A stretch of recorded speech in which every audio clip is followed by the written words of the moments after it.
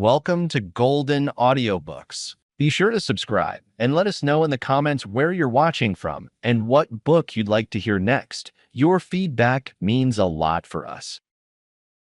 Sir Arthur Conan Doyle, The Return of Sherlock Holmes, Adventure 2, The Adventure of the Norwood Builder, narrated by Andrew Hint.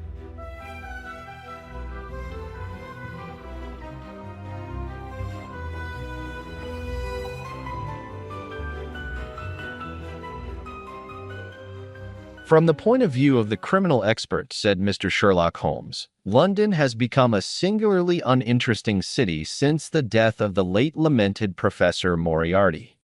I can hardly think that you would find many decent citizens to agree with you, I answered. Well, I must not be selfish, said he with a smile as he pushed back his chair from the breakfast table.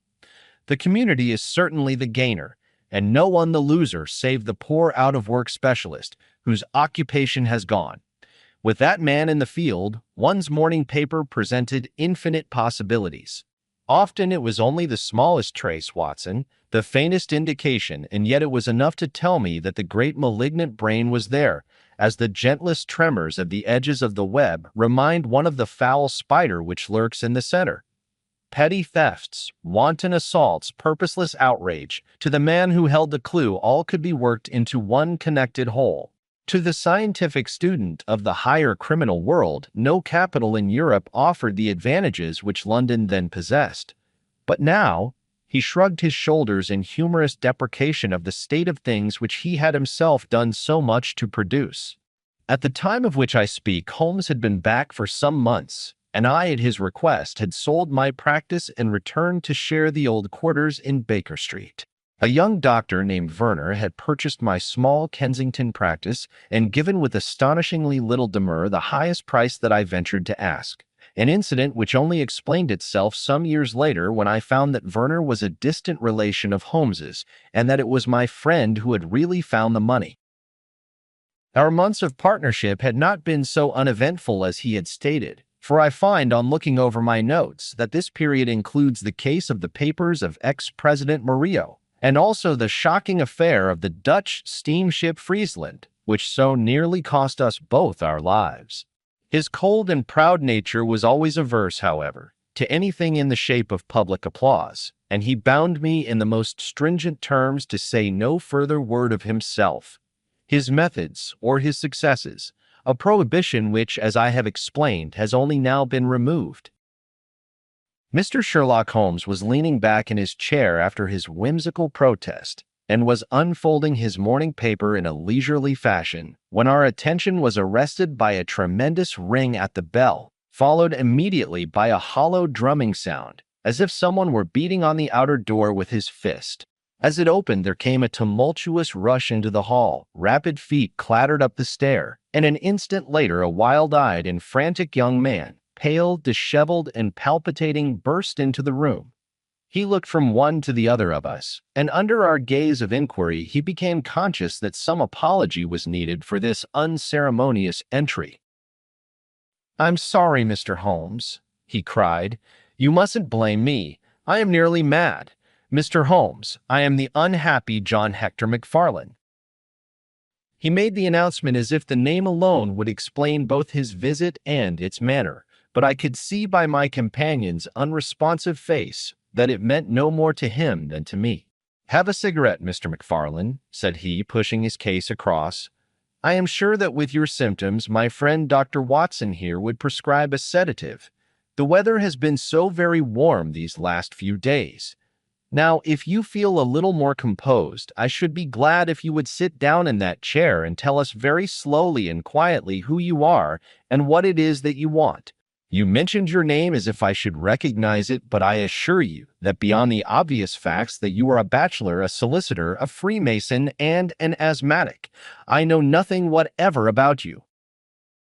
Familiar as I was with my friend's methods, it was not difficult for me to follow his deductions and to observe the untidiness of attire, the sheaf of legal papers, the watch charm, and the breathing which had prompted them. Our client, however, stared in amazement. "Yes, I am all that, Mr. Holmes, and in addition I am the most unfortunate man at this moment in London. For heaven's sake, don't abandon me, Mr. Holmes. If they come to arrest me before I have finished my story, make them give me time so that I may tell you the whole truth. I could go to jail happy if I knew that you were working for me outside." "Arrest you," said Holmes. "This is really most Grady, most interesting. On what charge do you expect to be arrested?"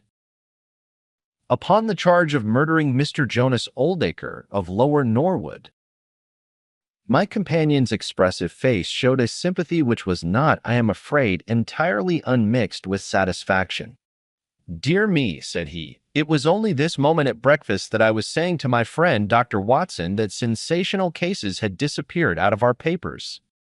Our visitor stretched forward a quivering hand and picked up the Daily Telegraph, which still lay upon Holmes's knee. "If you had looked at it, sir, you would have seen at a glance what the errand is on which I have come to you this morning. I feel as if my name and my misfortune must be in every man's mouth." He turned it over to expose the central page. "Here it is, and with your permission I will read it to you. Listen to this, Mr. Holmes. The headlines are, 'Mysterious Affair at Lower Norwood. Disappearance of a well-known builder. Suspicion of murder and arson. A clue to the criminal.' That is the clue which they are already following, Mr. Holmes, and I know that it leads infallibly to me. I have been followed from London Bridge Station, and I am sure that they are only waiting for the warrant to arrest me. It will break my mother's heart. It will break her heart." He wrung his hands in an agony of apprehension and swayed backwards and forwards in his chair. I looked with interest upon this man, who was accused of being the perpetrator of a crime of violence.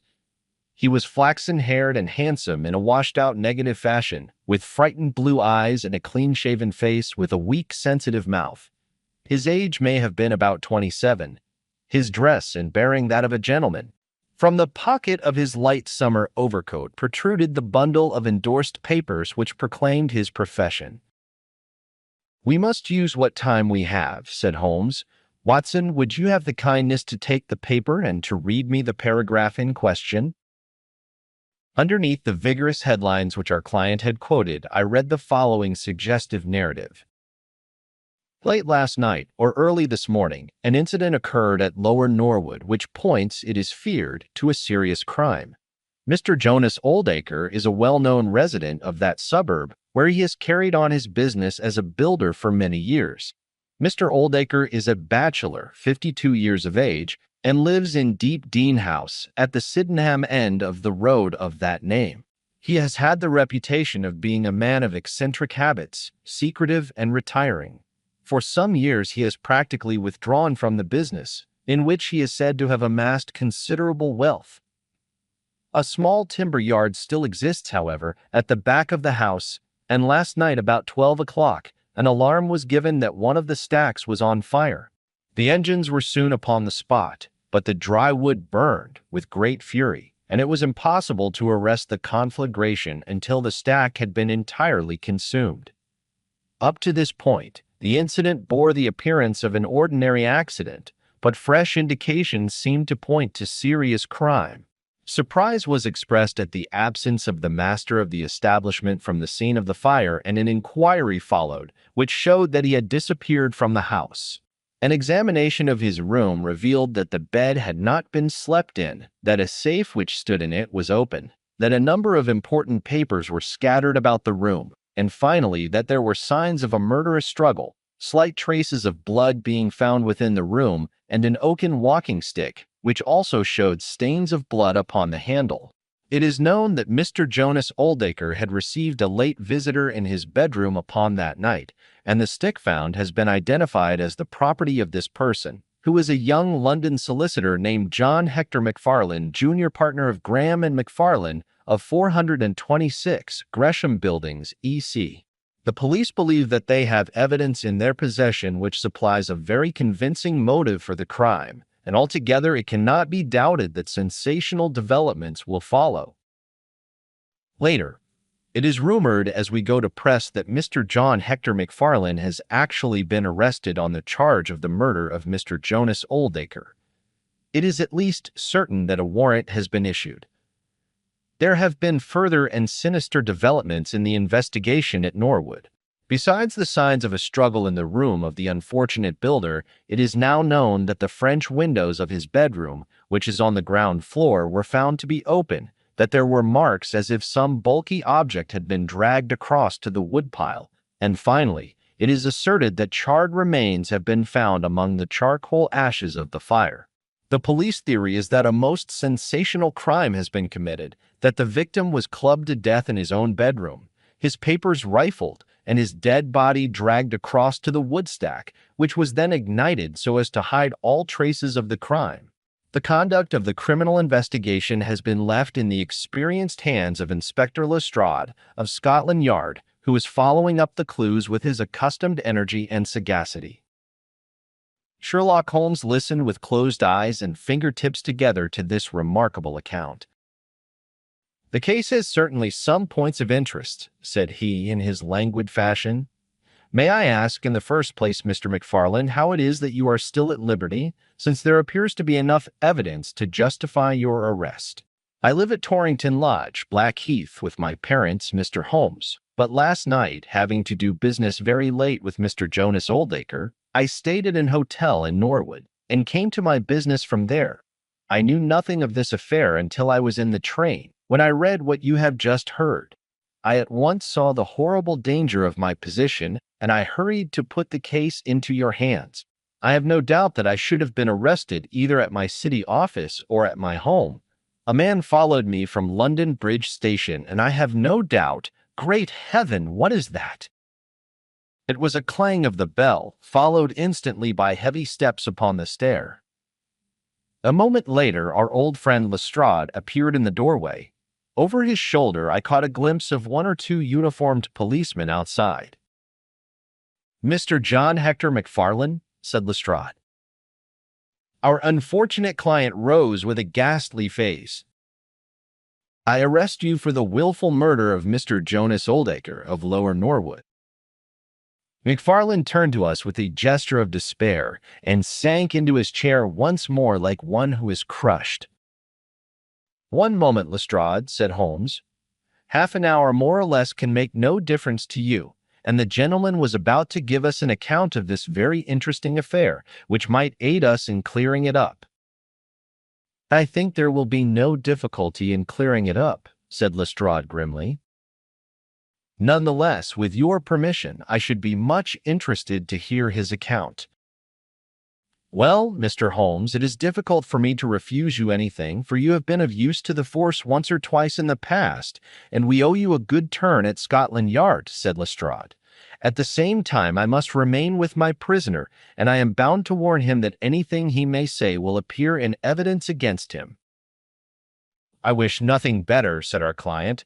"All I ask is that you should hear and recognize the absolute truth." Lestrade looked at his watch. "I'll give you half an hour," said he. "I must explain first," said McFarlane, "that I knew nothing of Mr. Jonas Oldacre. His name was familiar to me, for many years ago my parents were acquainted with him, but they drifted apart.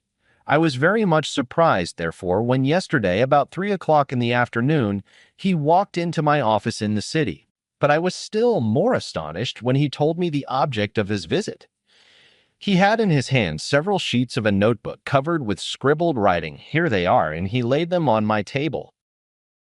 "Here is my will," said he. "I want you, Mr. McFarlane, to cast it into proper legal shape.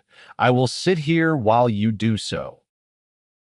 I set myself to copy it, and you can imagine my astonishment when I found that, with some reservations, he had left all his property to me. He was a strange little ferret-like man, with white eyelashes, and when I looked up at him I found his keen gray eyes fixed upon me with an amused expression. I could hardly believe my own senses as I read the terms of the will, but he explained that he was a bachelor with hardly any living relation, that he had known my parents in his youth, and that he had always heard of me as a very deserving young man, and was assured that his money would be in worthy hands. Of course, I could only stammer out my thanks. The will was duly finished, signed and witnessed by my clerk. This is it on the blue paper, and these slips, as I have explained, are the rough draft. Mr. Jonas Oldacre then informed me that there were a number of documents, building leases, title deeds, mortgages, scrip, and so forth, which it was necessary that I should see and understand. He said that his mind would not be easy until the whole thing was settled, and he begged me to come out to his house at Norwood that night, bringing the will with me and to arrange matters. Remember, my boy, not one word to your parents about the affair until everything is settled. We will keep it as a little surprise for them. You can imagine, Mr. Holmes, that I was not in a humor to refuse him anything that he might ask. He was my benefactor, and all my desire was to carry out his wishes in every particular. I sent a telegram home, therefore, to say that I had important business on hand, and that it was impossible for me to say how late I might be. Mr. Oldacre had told me that he would like me to have supper with him at 9, as he might not be home before that hour. I had some difficulty in finding his house, however, and it was nearly 1/2 before I reached it. I found him— "One moment," said Holmes. "Who opened the door?" "A middle-aged woman who was, I suppose, his housekeeper." "And it was she, I presume, who mentioned your name?" "Exactly," said McFarlane. "Pray proceed." McFarlane wiped his damp brow and then continued his narrative. "I was shown by this woman into a sitting room where a frugal supper was laid out. Afterwards, Mr. Jonas Oldacre led me into his bedroom, in which there stood a heavy safe. This he opened and took out a mass of documents, which we went over together. It was between 11 and 12 when we finished. He remarked that we must not disturb the housekeeper. He showed me out through his own French window, which had been open all this time." "Was the blind down?" asked Holmes. "I will not be sure, but I believe that it was only half down. Yes, I remember how he pulled it up in order to swing open the window. I could not find my stick, and he said, 'Never mind, my boy, I shall see a good deal of you now, I hope, and I will keep your stick until you come back to claim it.' I left him there, the safe open, and the papers made up in packets upon the table. It was so late that I could not get back to Blackheath, so I spent the night at the Annerley Arms, and I knew nothing more until I read of this horrible affair in the morning." "Anything more that you would like to ask, Mr. Holmes?" said Lestrade, whose eyebrows had gone up once or twice during this remarkable explanation. "Not until I have been to Blackheath." "You mean to Norwood," said Lestrade. "Oh, yes, no doubt that is what I must have meant," said Holmes with his enigmatical smile. Lestrade had learned by more experiences than he would care to acknowledge that razor-like brain could cut through that which was impenetrable to him. I saw him look curiously at my companion. "I think I should like to have a word with you presently, Mr. Sherlock Holmes," said he. "Now, Mr. McFarlane, 2 of my constables are at the door, and there is a 4-wheeler waiting." The wretched young man arose, and with a last beseeching glance at us walked from the room. The officers conducted him to the cab, but Lestrade remained. Holmes had picked up the pages which formed the rough draft of the will, and was looking at them with the keenest interest upon his face. "There are some points about that document, Lestrade, are there not?" said he, pushing them over. The official looked at them with a puzzled expression. "I can read the first few lines, and these in the middle of the second page, and 1 or 2 at the end.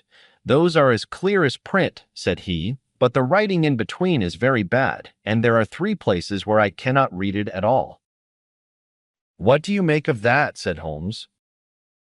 "Well, what do you make of it?"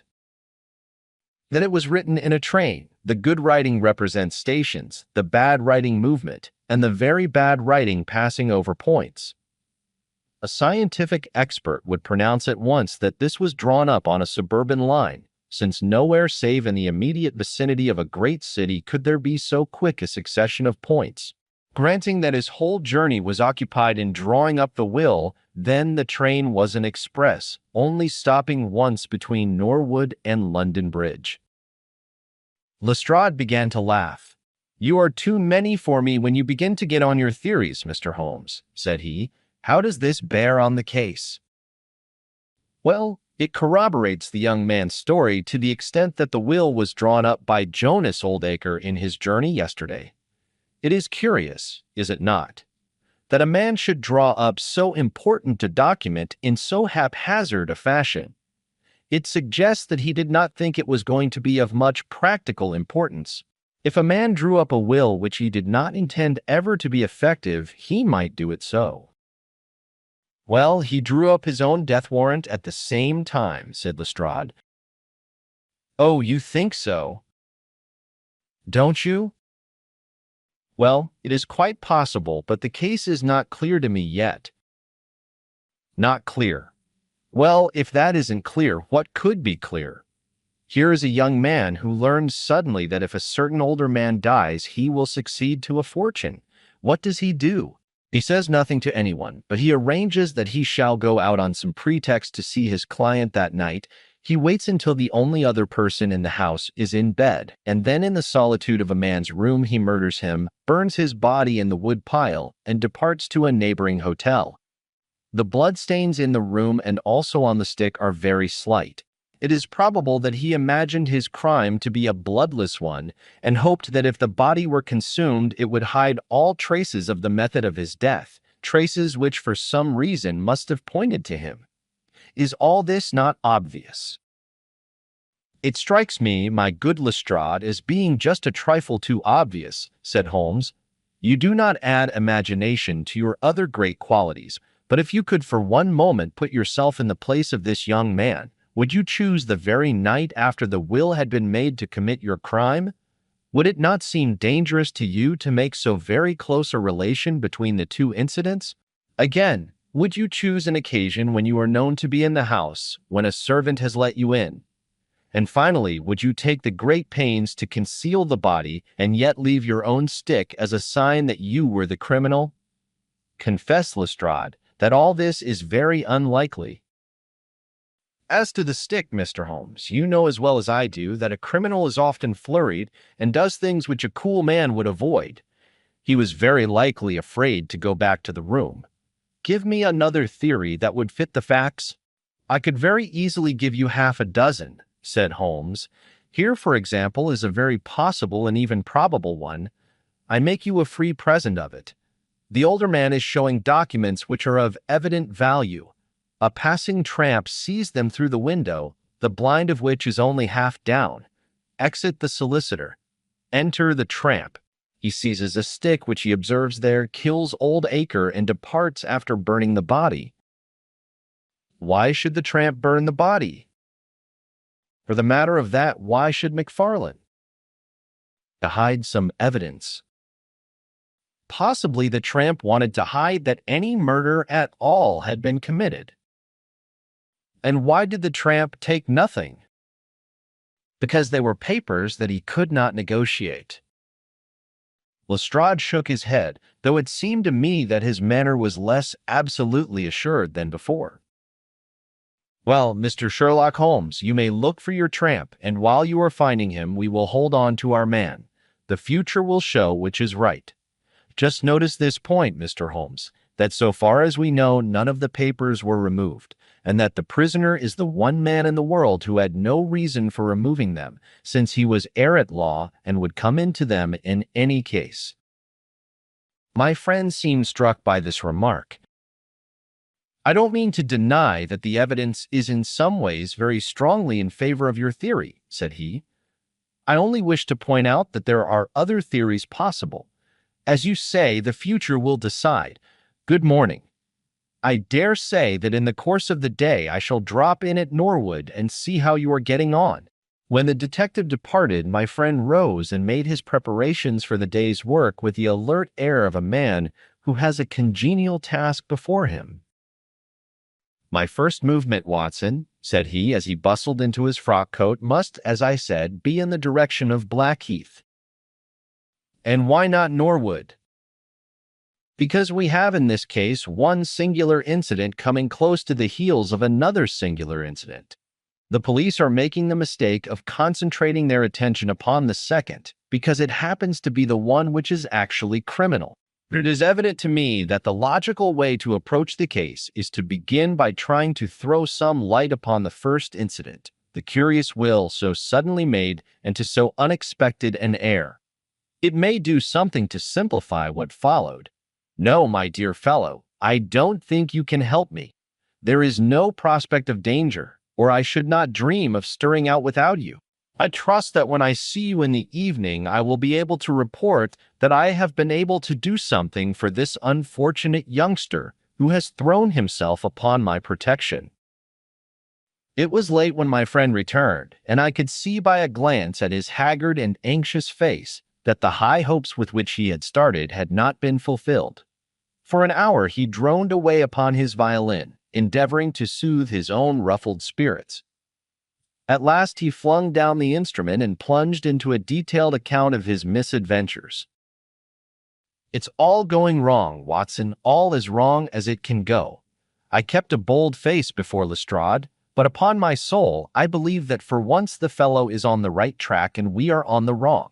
All my instincts are one way and all the facts are the other, and I much fear that British juries have not yet attained that pitch of intelligence when they will give the preference to my theories over Lestrade's facts." "Did you go to Blackheath?" "Yes, Watson, I went there, and I found very quickly that the late lamented Oldacre was a pretty considerable blackguard. The father was away in search of his son. The mother was at home, a little fluffy, blue-eyed person in a tremor of fear and indignation. Of course, she would not admit even the possibility of his guilt, but she would not express either surprise or regret over the fate of Oldacre. On the contrary, she spoke of him with such bitterness that she was unconsciously considerably strengthening the case of the police. For, of course, if her son had heard her speak of the man in this fashion, it would predispose him towards hatred and violence. "He was more like a malignant and cunning ape than a human being," said she, "and he always was, ever since he was a young man." "You knew him at that time?" said I. "Yes, I knew him well. In fact, he was an old suitor of mine. Thank heaven that I had the sense to turn away from him and to marry a better, if a poorer, man. I was engaged to him, Mr. Holmes, when I heard a shocking story of how he had turned a cat loose in an aviary, and I was so horrified at his brutal cruelty that I would have nothing more to do with him." She rummaged in a bureau, and presently she produced a photograph of a woman, shamefully defaced and mutilated with a knife. "That is my own photograph," she said. "He sent it to me in that state, with his curse, upon my wedding morning." "Well," said I, "at least he has forgiven you now, since he has left all his property to your son." "Neither my son nor I want anything from Jonas Oldacre, dead or alive," she cried with a proper spirit. "There is a God in heaven, Mr. Holmes, and that same God who has punished that wicked man will show in his own good time that my son's hands are guiltless of his blood." Well, I tried one or two leads, but could get at nothing which would help our hypothesis, and several points which would make against it. I gave it up at last, and off I went to Norwood. This place, Deepdene House, is a big modern villa of staring brick, standing back in its own grounds, with a laurel-clumped lawn in front of it. To the right and some distance back from the road was the timber yard which had been the scene of the fire. Here's a rough plan on a leaf of my notebook. This window on the left is the one which opens into Oldacre's room. You can look into it from the road, you see. That is about the only bit of consolation I have had today. Lestrade was not there, but his head constable did the honors. They had just made a great treasure trove. They had spent the morning raking among the ashes of the burned wood pile, and besides the charred organic remains, they had secured several discolored metal discs. I examined them with care, and there was no doubt that they were trouser buttons. I even distinguished that one of them was marked with the name of Hyams, who was Oldacre's tailor. I then worked the lawn very carefully for signs and traces, but this drought has made everything as hard as iron. Nothing was to be seen save that some body or bundle had been dragged through a low privet hedge which is in a line with the woodpile. All that, of course, fits in with the official theory. I crawled about the lawn with an August sun on my back, but I got up at the end of an hour no wiser than before. Well, after this fiasco, I went into the bedroom and examined that also. The blood stains were very slight, mere smears and discolorations, but undoubtedly fresh. The stick had been removed, but there also the marks were slight. There is no doubt about the stick belonging to our client. Footmarks of both men could be made out on the carpet, but none of any third person, which again is a trick for the other side. They were piling up their score all the time, and we were at a standstill. Only one little gleam of hope did I get, and yet it amounted to nothing. I examined the contents of the safe, most of which had been taken out and left on the table. The papers had been made up into sealed envelopes, one or two of which had been opened by the police. They were not, so far as I could judge, of any great value, nor did the bank book show that Mr. Oldacre was in such very affluent circumstances. But it seemed to me that all the papers were not there. There were allusions to some deeds, possibly the more valuable, which I could not find. This, of course, if we could definitely prove it, would turn Lestrade's argument against himself, for who would steal a thing if he knew that he would shortly inherit it? Finally, having drawn every other cover and picked up no scent, I tried my luck with the housekeeper. Mrs. Lexington is her name, a little dark, silent person with suspicious and sidelong eyes. She could tell us something if she would, I am convinced of it, but she was as close as wax. Yes, she had let Mr. McFarlane in at 9:30. She wished her hand had withered before she had done so. She had gone to bed at 10:30. Her room was at the other end of the house, and she could hear nothing of what passed. Mr. McFarlane had left his hat, and to the best of her belief his stick, in the hall. She had been awakened by the alarm of fire. Her poor dear master had certainly been murdered. Had he any enemies? Well, every man had enemies, but Mr. Oldacre kept himself very much to himself, and only met people in the way of business. She had seen the buttons, and was sure that they belonged to the clothes which he had worn last night. The wood pile was very dry, for it had not rained for a month. It burned like tinder, and by the time she reached the spot, nothing could be seen but flames. She and all the firemen smelled the burned flesh from inside it. She knew nothing of the papers, nor of Mr. Oldacre's private affairs. So, my dear Watson, there's my report of a failure. And yet, he clenched his thin hands in a paroxysm of conviction, I know it's all wrong. I feel it in my bones. There is something that has not come out, and that housekeeper knows it. There was a sort of sulky defiance in her eyes which only goes with guilty knowledge. However, there's no good talking any more about it, Watson. But unless some lucky chance comes our way, I fear that the Norwood disappearance case will not figure in that chronicle of our successes which I foresee that a patient public will sooner or later have to endure. Surely, said I, the man's appearance would go far with any jury. That is a dangerous argument, my dear Watson. You remember that terrible murderer, Bert Stevens, who wanted us to get him off in '87? Was there ever a more mild-mannered Sunday school young man? It is true. Unless we succeed in establishing an alternative theory, this man is lost. You can hardly find a flaw in the case which can now be presented against him, and all further investigation has served to strengthen it. By the way, there is one curious little point about those papers which may serve us as the starting point for an inquiry. On looking over the bank book, I found that the low state of the balance was principally due to large checks which have been made out during the last year to Mr. Cornelius. I confess that I should be interested to know who this Mr. Cornelius may be with whom a retired builder has such very large transactions. Is it possible that he has had a hand in the affair? Cornelius might be a broker, but we have found no scrip to correspond with these large payments. Failing any other indication, my researches must now take the direction of an inquiry at the bank for the gentleman who has cashed these checks. But I fear, my dear fellow, that our case will end ingloriously by Lestrade hanging our client, which will certainly be a triumph for Scotland Yard. I do not know how far Sherlock Holmes took any sleep that night, but when I came down to breakfast, I found him pale and harassed, his bright eyes the brighter for the dark shadows round them. "What do you think of this, Watson?" he asked, tossing it across. It was from Norwood and ran as follows.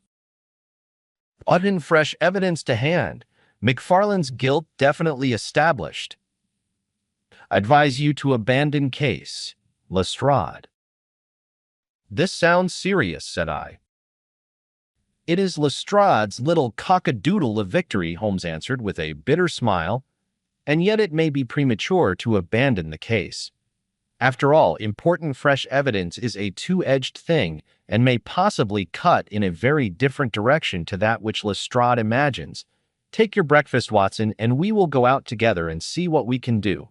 I feel as if I shall need your company and your moral support today.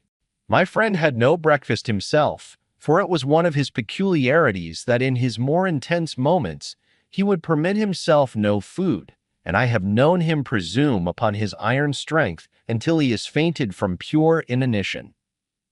At present, I cannot spare energy and nerve force for digestion, he would say in answer to my medical remonstrances. I was not surprised, therefore, when this morning he left his untouched meal behind him and started with me for Norwood.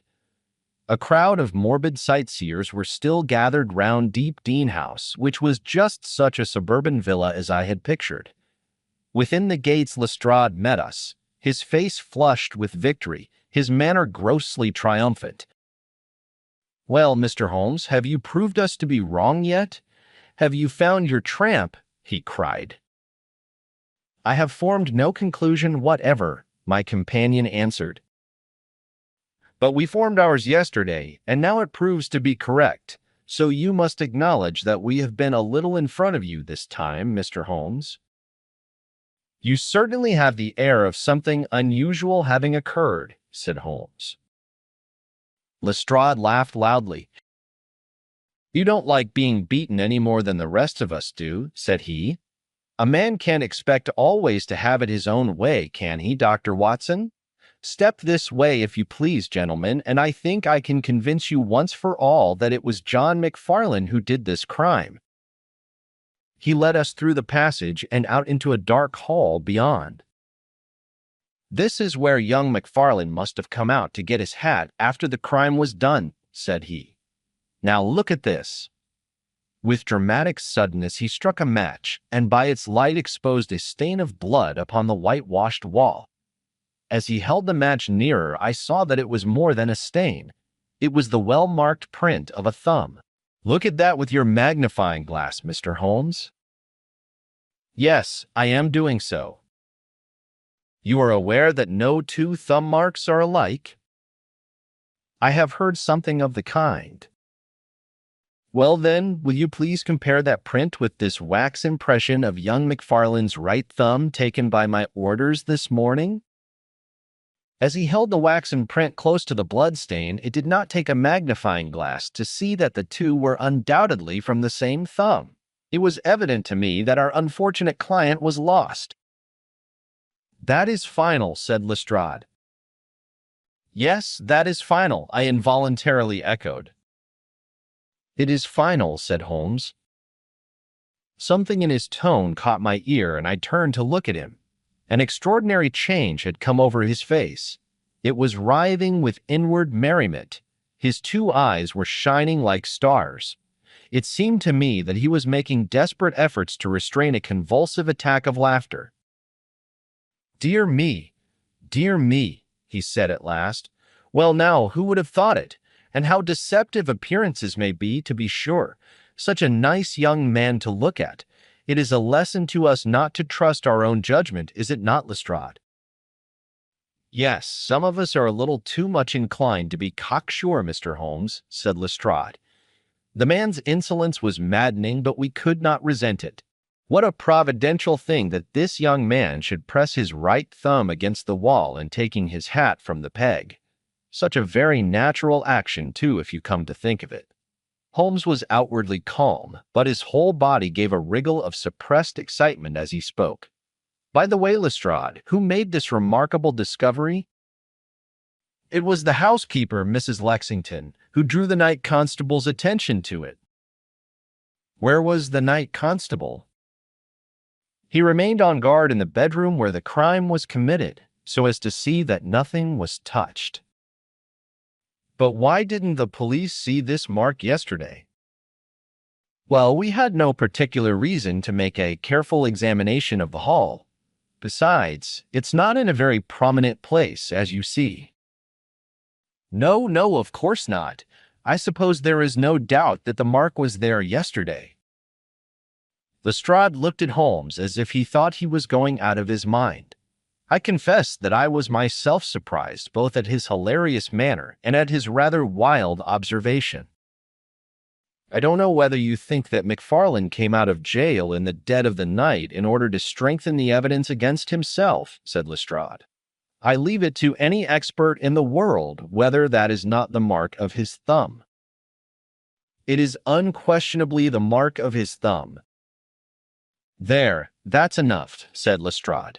I am a practical man, Mr. Holmes, and when I have got my evidence, I come to my conclusions. If you have anything to say, you will find me writing my report in the sitting room. Holmes had recovered his equanimity, though I still seemed to detect gleams of amusement in his expression. Dear me, this is a very sad development, Watson, is it not? Said he. And yet there are singular points about it which hold out some hopes for our client. I am delighted to hear it, said I heartily. I was afraid it was all up with him.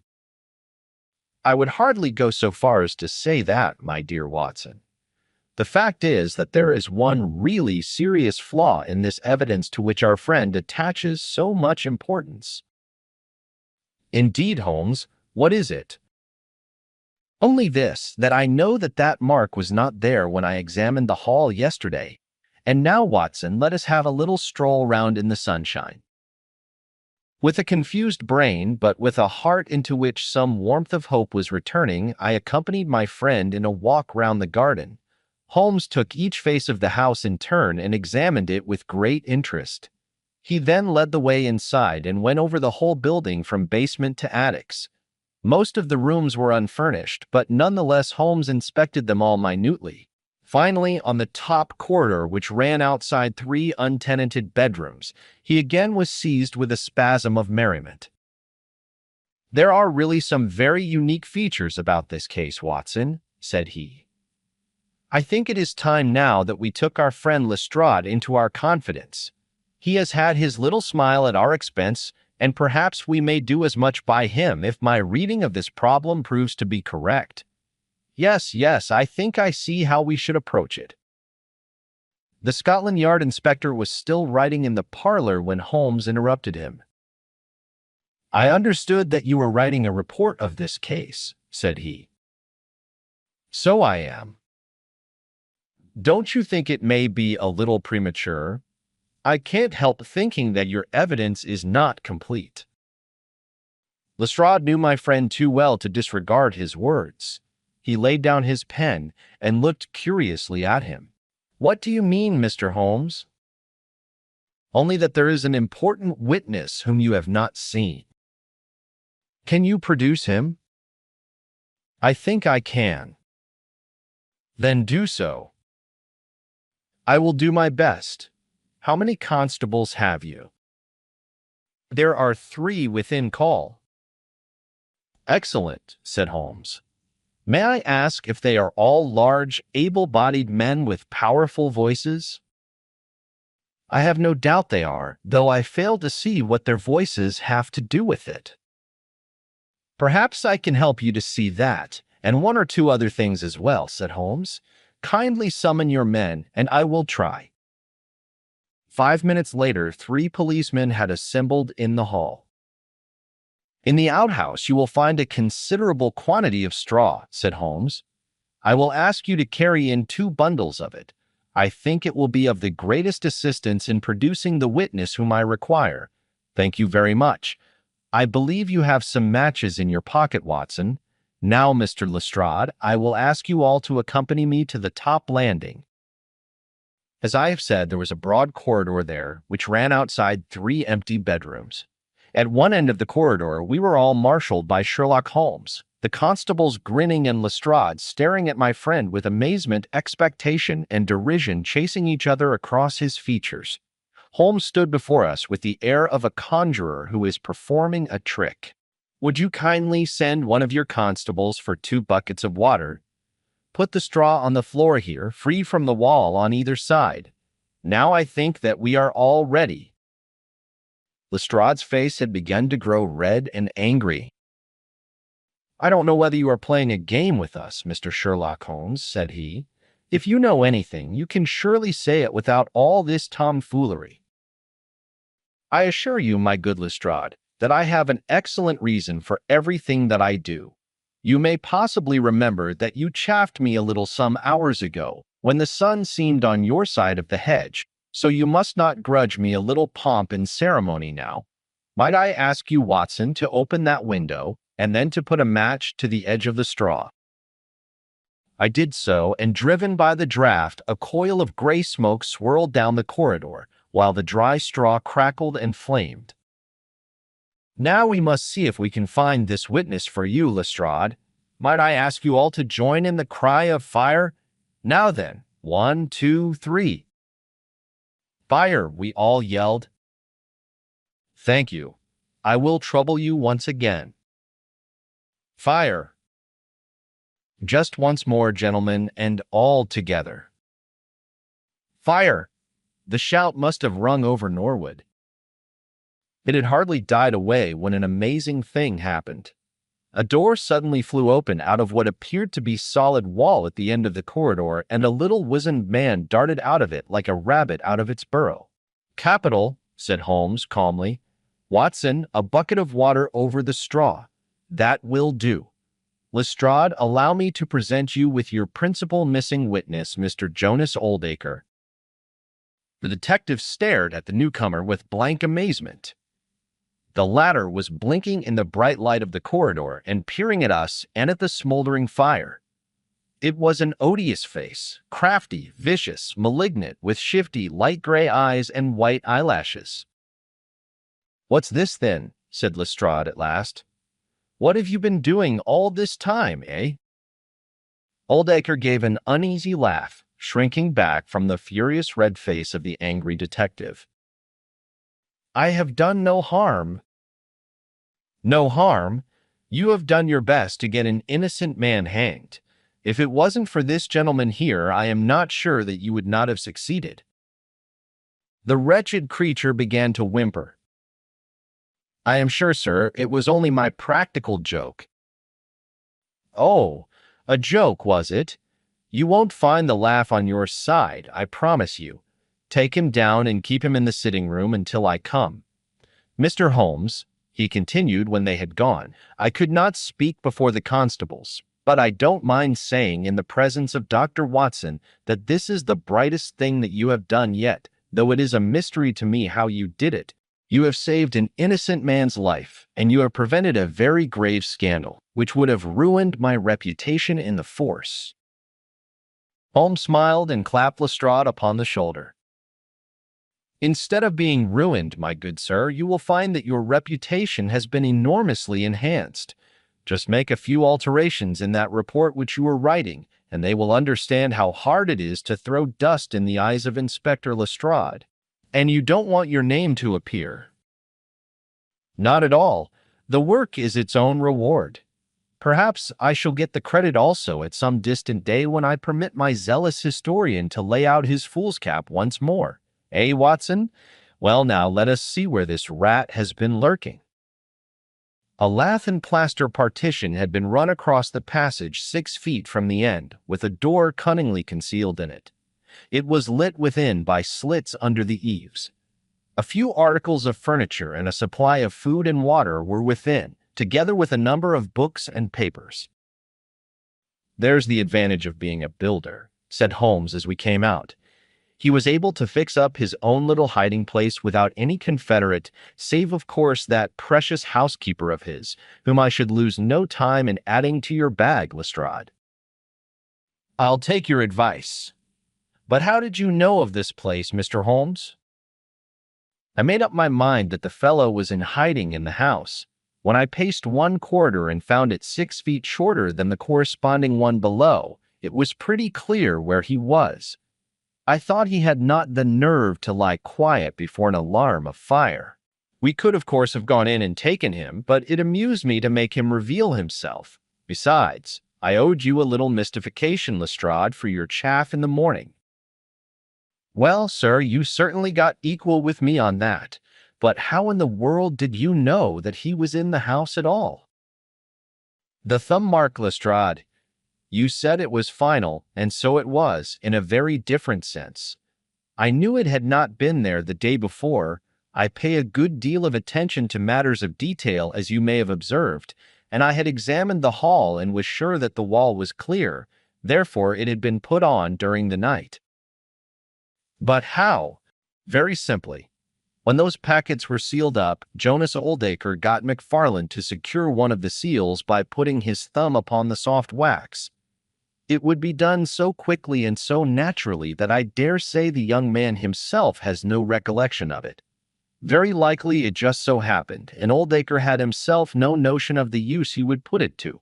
Brooding over the case in that den of his, it suddenly struck him what absolutely damning evidence he could make against McFarlane by using that thumb mark. It was the simplest thing in the world for him to take a wax impression from the seal, to moisten it in as much blood as he could get from a pinprick, and to put the mark upon the wall during the night, either with his own hand or with that of his housekeeper. If you examine among those documents which he took with him into his retreat, I will lay you a wager that you find the seal with the thumb mark upon it." "Wonderful," said Lestrade. "Wonderful. It's all as clear as crystal, as you put it. But what is the object of this deep deception, Mr. Holmes?" It was amusing to me to see how the detective's overbearing manner had changed suddenly to that of a child asking questions of its teacher. "Well, I don't think that is very hard to explain. A very deep, malicious, vindictive person is the gentleman who is now awaiting us downstairs. You know that he was once refused by McFarlane's mother? You don't. I told you that you should go to Blackheath first and Norwood afterwards. Well, this injury, as he would consider it, has rankled in his wicked, scheming brain, and all his life he has longed for vengeance, but never seen his chance. During the last year or two, things have gone against him. Secret speculation, I think, and he finds himself in a bad way.